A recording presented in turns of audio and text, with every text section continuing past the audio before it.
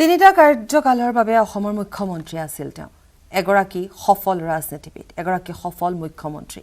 যাৰ জনপ্ৰিয়তা অটুট আছে এতিয়াও অটুট আছে আৰু কেৱল এগৰাকী ৰাজনীতিবিদ হিচাপে নহয় এগৰাকী সফল ব্যক্তিত্বৰ অধিকাৰী সুদক্ষ দূৰদৰ্শী আৰু সৰ্বজনপ্ৰিয় নেতা শান্তি স্থাপন আৰু অৰ্থনৈতিক নতুন গতি দিয়াৰ ক্ষেত্ৰত তেখেতৰ অৱদান স্মৰণীয় আৰু আমি যেহেতু আজিৰ দিনটোৰ কিছু খবৰ আমি জনাই গৈছো আৰু লগতে জনাই গৈছো যে সময় যিমানে অতিবাহিত হৈছে জিএমচিএইচৰ চৌহদত সিমানেই গুণমুগ্ধৰ ভিৰ দেখিবলৈ পোৱা গৈছে আনহাতে আন এক দৃশ্য আমাৰ সাংবাদিক বলেনে আমাক দেখুৱালে কিছু সময় পূৰ্বে পুষ্পসজ্জিত এয়া স্বৰ্গৰত তাত ৰখা হৈছে প্ৰশাসন সাজু হৈছে আৰক্ষী আয়ুক্ত তাত উপস্থিত আছে জিএমচিএইচৰ অধীক্ষক উপস্থিত আছে আৰু যিসকল কোভিড যোদ্ধা যিসকল চিকিৎসা কৰ্মী তেওঁলোকো বৰ্তমান শেষ বিদায় জনাবৰ বাবে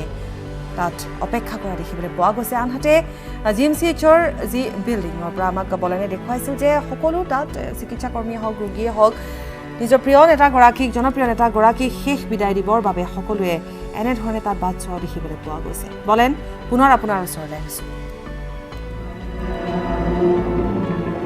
গুৱাহাটী চিকিৎসা মহাবিদ্যালয়ত উপস্থিত হৈছে কাৰণ তেখেতৰ যি বৰ্ণিল ইয়াৰ ৰাজনৈতিক জীৱন যাত্ৰা সেই ৰাজনৈতিক বৰ্ণিল জীৱন যাত্ৰাৰ 1971 চনৰ পৰা য'ত আৰম্ভ হৈছিলে য'ত পঞ্চম লোকসভা নিৰ্বাচনত তেখেতে প্ৰথমবাৰৰ কাৰণে তেখেতে দেখিব পোৱা গৈছিলে যে লোকসভালৈ গৈছিলে সাংসদ হৈছিলে সবাৰকৈ সাংসদ আৰু তাৰপিছত তেখেতে অসম বিধানসভাত আসন জিলিকাইছিল আৰু তিনিবাৰকৈ ৰাজ্যৰ মুখ্যমন্ত্ৰী আৰু তেনে এগৰাকী ব্যক্তি য'ত আচলতে তেখেতৰ এই বৰ্ণিল ইতিহাস বাইদেউ আমি এই মুহূৰ্তত আচলতে কথা কোৱাৰ সময় নহয় কাৰণ সকলোৱে এই মুহূৰ্তত তেখেতৰ শুভাকাংক্ষী অনুৰাগীসকল উপস্থিত হৈছে আৰু সকলোৱে সহজভাৱে মানি ল'ব পৰা নাই তেখেতৰ এই শ্ৰী বিদায় আসলে আজি কোনো ক'বলৈ একো ভাষা নাই আচলতে আৰু মই নিজে ব্যক্তিগতভাৱে মই উত্তৰ পূব ছাত্ৰী সংগঠনৰ সভানেত্ৰী হোৱাৰ 2005 পৰা তেওঁ সান্নিধ্য পাবলৈ সৌভাগ্য মোৰ হৈছিলে তেওঁৰ পৰা যথেষ্টখিনি ৰাজনীতিবিদ হিচাপে নহয় তাৰ পৰা যথেষ্টখিনি কথা জানিব পাৰিছিলোঁ আৰু আজি সঁচাকৈ মই মৰ্মাহত হৈছোঁ আৰু বিশেষ বেছি একো নকওঁ সঁচাকৈ কোৱা কোনো ভাষা নাই এই মুহূৰ্তত আৰু যিসকলে এই মুহূৰ্তত উপস্থিত হৈছে সকলোৰে এই মুহূৰ্তত অশ্ৰুসিক্ত নয়ন আৰু তেখেতক এনেকৈ বিদায় দিবলৈ এই মুহূৰ্তত সকলোৱে সাজু হৈছে আৰু দেখিব পোৱা গৈছে যে যথেষ্ট সংখ্যক লোক যিপিনে চাই সেইপিনে এই মুহূৰ্তত তেখেতৰ শুভাকাংক্ষী অনুৰাগী আৰু তেখেতসকলে এই মুহূৰ্তত ব্যস্ত হৈছে এফালে প্ৰশাসনৰ লোকসকলে যিকোনো তেখেতক যাতে নশ্বৰতে লৈ আহিব পাৰে এই মুহূৰ্তত আমি সাজু হৈছোঁ আমি প্ৰত্যক্ষ কৰাবলৈ চেষ্টা চলাইছোঁ যে সকলোৰূপেই যাতে সাজু হৈ উঠা হৈছে যে মাত্ৰ কেইটামান মুহূৰ্ত আচলতে য'ত প্ৰাক্তন মুখ্যমন্ত্ৰীগৰাকীৰ নশ্বৰদেহ উলিয়াই লৈ অহা হ'ব ইতিমধ্যে 3 দিন যাতে তেখেতৰ নশ্বৰদেহ ৰাখিব পাৰে 3 দিন যাতে তেখেতৰ নশ্বৰদেহ সুন্দৰভাৱে ৰাখিব পাৰে তেখেতৰ অনুৰাগী শুভাকাংক্ষীসকলে প্ৰত্যক্ষ কৰিব পাৰে তেখেতৰ নশ্বৰদেহ উলিয়াই অনা হৈছে নেকি বলেন এই মুহূৰ্তত যদি আপুনি আগবাঢ়ি যায় হয় হয় বলেন মাত্ৰ পাপৰি কেইটামান মুহূৰ্ত আৰু সেই মুহূৰ্তৰ সমূহতে ভিতৰতে তেখেতৰ নশ্বৰদেহ লৈ অহা হ'ব আৰু লৈ অহাৰ কাৰণে যি আচলতে ব্যৱস্থা সেই ব্যৱস্থা ইতিমধ্যে সকলো সম্পন্ন কৰি ৰখা হৈছে আমি দেখুৱাবলৈ চেষ্টা কৰিম নিযুক্তিত অসম নৰ্থ ইষ্টৰ দৰ্শকসকলক এয়া ৰাজ্যৰ প্ৰাক্তন মুখ্যমন্ত্ৰী তিনিবাৰকৈ ৰাজ্যৰ মুখ্যমন্ত্ৰী আছিলে আৰু দীঘলীয়া বৰ্ণিল এটা ৰাজনৈতিক পৰিক্ৰমা আৰু সেই পৰিক্ৰমাৰ সাক্ষী হ'বলৈ এই মুহূৰ্তত আমি দেখুৱাবলৈ চেষ্টা কৰিছোঁ যে তেখেতৰ কফিনত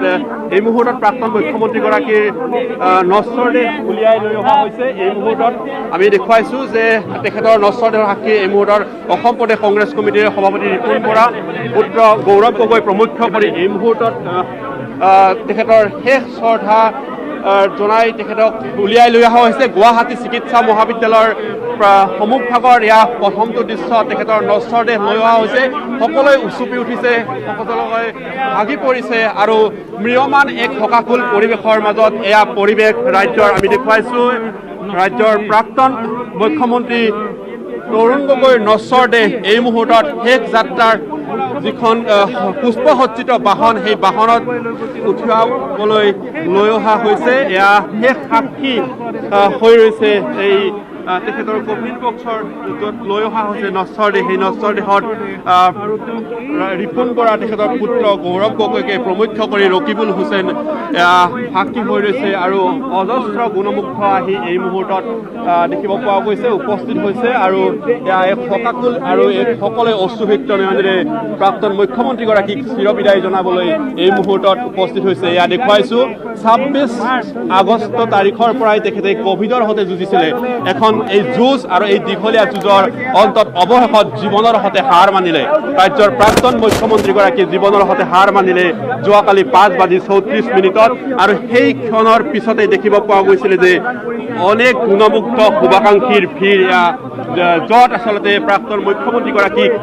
চিৰবিদায় জনাবলৈ চিৰতৰুণগৰাকীক কেতিয়াও যেন ক্লান্ত হোৱা নাছিলে প্ৰতিটো পথত চিকিৎসকেও আনকি সেই কথা প্ৰকাশ কৰিছিলে য'ত আচলতে তেখেতৰ প্ৰতিটো মুহূৰ্তত মনোবল ইমানেই আছিল যে কেতিয়াও হাৰিবলৈ তেখেতে বিচৰা নাছিলে কেতিয়াও তেখেতে নিজৰ যি মনোবল শেষ পৰ্যন্ত আমি অসম নৰ্থ ইষ্টৰ দৰ্শকক যেতিয়া শুনাইছিলোঁ যে তেখেতৰ যি মনোবল আছিলে পুনৰ ৰাইজৰ হকে কাম কৰা ৰাইজৰ হকে মাত মতাৰ শেষ ইচ্ছাকণো তেখেতে শেষটো অডিঅ'ত প্ৰকাশ কৰিছিলে অৰ্থাৎ ক'ব পাৰি যে তেখেতে ইমানেই সুদৃঢ় বিচক্ষণ আৰু ৰাজনীতিক আছিলে য'ত আচলতে তেখেতৰ এই সমগ্ৰ কৰ্মৰাজি ৮৬ বছৰীয়া জীৱনকালত অসমৰ ৰাইজক প্ৰতিটো মুহূৰ্তত বুজাই থৈ গৈছিলে আৰু যাৰ কাৰণে আজিৰ দিনটোত ক'ব পাৰি যে এগৰাকী সফল ৰাজনীতিক হিচাপে প্ৰাক্তন মুখ্যমন্ত্ৰীগৰাকীৰ শেষ শ্ৰদ্ধা নিবেদন কৰিবলৈ কোনো এগৰাকী ৰাজনীতিক হিচাপে তেখেতক এই মুহূৰ্তত নহয় মাথোন এগৰাকী প্ৰাক্তন মুখ্যমন্ত্ৰীৰ তথা তেখেতৰ কৰ্মৰাজি তেখেতৰ অসমবাসীলৈ আগবঢ়াই থৈ যোৱা এই সেৱা আৰু শ্ৰমৰ বাবে তেখেতক আজি সকলোৱে ওচৰৰ পৰাই এবাৰ চোৱাৰ এই হেঁপাহ আৰু সুযোগকণ লাভ কৰাৰ কাৰণে দেখিব পোৱা গৈছে যথেষ্ট গুণমুগ্ধ যথেষ্ট লোকৰ সমাগম ঘটিছে এয়া আমি দেখুৱাইছোঁ সন্মুখভাগৰ বাহনখনৰ দৃশ্য এই গুৱাহাটী চিকিৎসা মহাবিদ্যালয়ৰ পৰা তেখেতক চৰকাৰী বাসভৱনলৈকে লৈ যোৱা হ'ব তেখেতৰ নশ্বৰ দেহ ইতিমধ্যে বাহন সাজু হৈ উঠিছে তেখেতৰ নশ্বৰ দেহ পুষ্পসজ্জিত বাহনখনত ইতিমধ্যে লোৱা হৈছে তেখেতক উঠাই লোৱা হৈছে আৰু তাৰ পৰা পোনে পোনে লৈ যোৱা হ'ব চৰকাৰী বাসভৱনলৈকে যথেষ্ট গুণমুগ্ধ যথেষ্ট লোক সমাগম ঘটিছে আমি যিপিনেই চাব সেইপিনেই এই মুহূৰ্তত লোক আৰু শুভাকাংক্ষী কাৰণ তেখেতৰ ৰাজনৈতিক জীৱনৰ বৰ্ণিল ইতিহাস আৰু সেই বৰ্ণিল ইতিহাসত সবাৰকৈ সাংসদ আৰু সেই সবাৰকৈ সাংসদৰ পিছত ৰাজ্যৰ 3বাৰকৈ মুখ্যমন্ত্ৰী সেয়া কোন কাৰণত সহজে মানিল তেখেতৰ বিদায় কেতিয়াও মানি ল'ব পৰা নাছিলে কাৰণ জীৱনৰ প্ৰতিটো মুহূৰ্তত প্ৰতিটো খোজত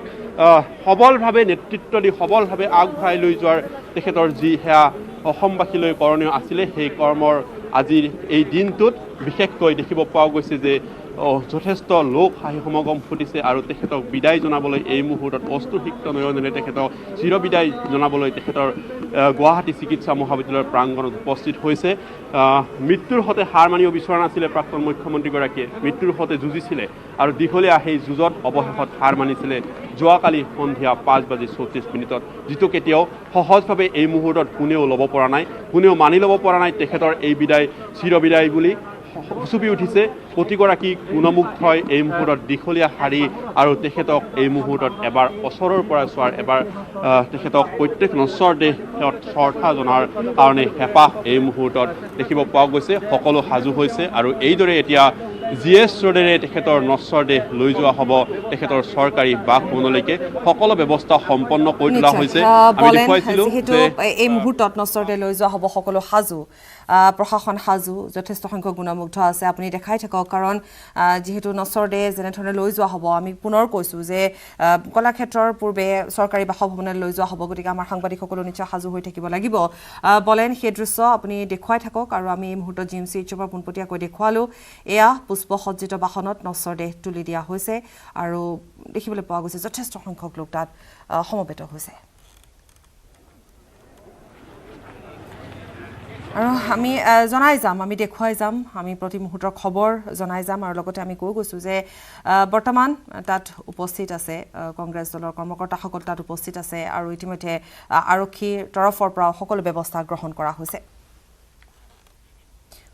খন্তেক বিৰতিৰ পাছতে এই সময়ছোৱাত আমি GMCHৰ পৰা পোনপটীয়াকৈ দেখুৱাই গ'লোঁ নশ্বৰ দেহ ইতিমধ্যে পুষ্পসজ্জিত বাহনত তোলা হৈছে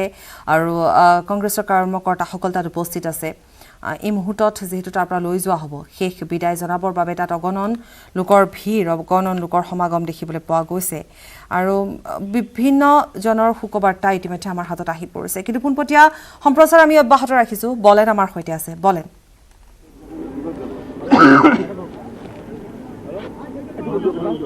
চাওক পাপৰি এই মুহূৰ্তত গুৱাহাটী চিকিৎসা মহাবিদ্যালয়ৰ পৰা প্ৰাক্তন মুখ্যমন্ত্ৰীগৰাকীৰ নশ্বৰ দেহ লৈ অহা হৈছে আৰু আমাৰ সন্মুখত আমি যিখন প্ৰতিচ্ছবি এই মুহূৰ্তত কেমেৰাত আবদ্ধ হৈছে এয়াই হৈছে প্ৰাক্তন মুখ্যমন্ত্ৰীগৰাকীৰ নশ্বৰ দেহ লৈ যোৱা যিখন পুষ্পসজ্জিত বাহন সেই বাহনখনৰ দৃশ্য আৰু তেখেতৰ নশ্বৰ দেহৰ শেষ যাত্ৰাৰ শেষ সাক্ষী হ'বলৈ এই মুহূৰ্তত গুৱাহাটী চিকিৎসা মহাবিদ্যালয়ৰ পুষ্পসজ্জিত বাহনখনত এয়া দেখিব পোৱা গৈছে যে